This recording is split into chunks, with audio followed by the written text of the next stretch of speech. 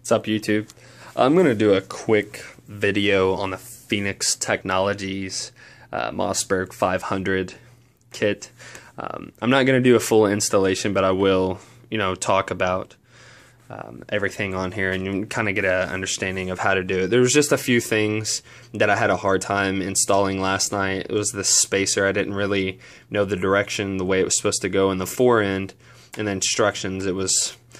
I couldn't tell if it went this way or flipped and went the other way. Really not that big of a deal, but it is kind of a tight fit on here. And then the spacer was kind of pissing me off really bad when I was installing it. I picked it up. It's the Phoenix Technologies kit. I picked this up off of Amazon. It was about 80 bucks. And it came with the 1-point sling here, the collapsible buttstock, the 5-shell side saddle right here, and then this fore end. It does come with a few Picatinny rails here. I think it comes with 4. I've got 2 on the shotgun, and then I got 2 extra that I'm not using. The other stuff I just added myself. I believe this is an ATI side saddle I picked up at Bass Pro Shop. It's like 36 bucks. This is a Magpul MOE foregrip. It was $18 at Everything Weapons, and this mount right here I got off of Amazon for about $5. The Surefire attack light, I picked that up when I was in Iraq in 2008. They're cheap now. They're like 50, 60 bucks. You can pick it up if you want one.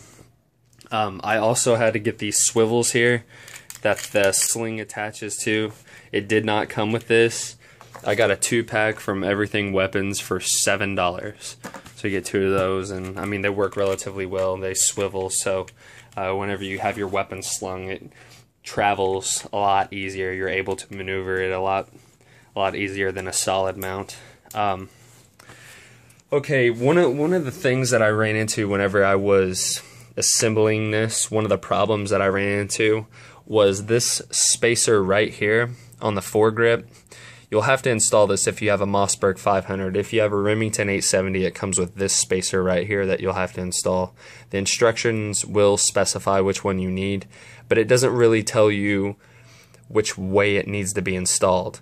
There's this nifty little groove in the top of this, if you can see it here, that your barrel will slide into, and I was a little tired. I'd been at work all day yesterday, so didn't really pay attention to this, and it was kind of pissing me off that the barrel wouldn't go back on. So I thought that I would make a video once I got it on there. So if anybody else is running into this, they'll see how to install that. This tool right here is for the ring nut on the chamber that your shells go into. It's just got 2 pins on it, and there's 2 little grooves inside this. You can see one right here by my index finger that this will lock into, and the other one's on the other side. You'll just slide this down over the chamber like such here. It'll slide all the way down here, and then these pins will lock into these grooves, and then you just untwist it. And that ring nut will come off. It might be a little hard to remove. Mine was relatively easy, but some others might be kind of hard to remove.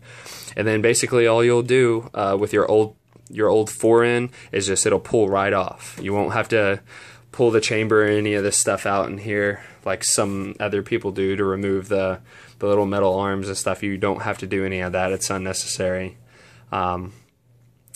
But yeah, this will slide right off, and then there's 3 little plastic pieces inside this fore end that you'll have to break off. The instructions will specify.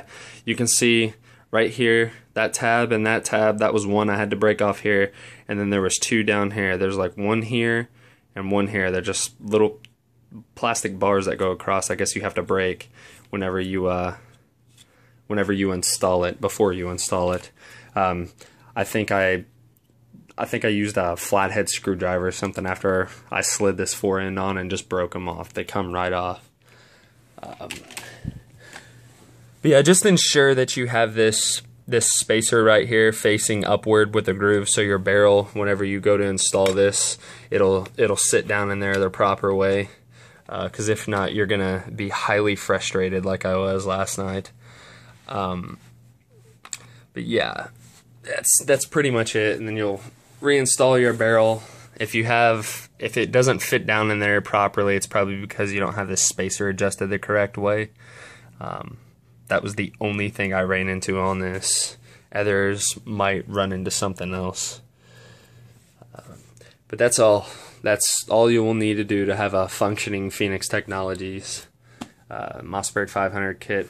The collapsible buttstock is relatively easy. There's just one Allen bolt right down here that you have to screw in, and there's plenty of instructional videos on YouTube of how to install one of these collapsible buttstocks.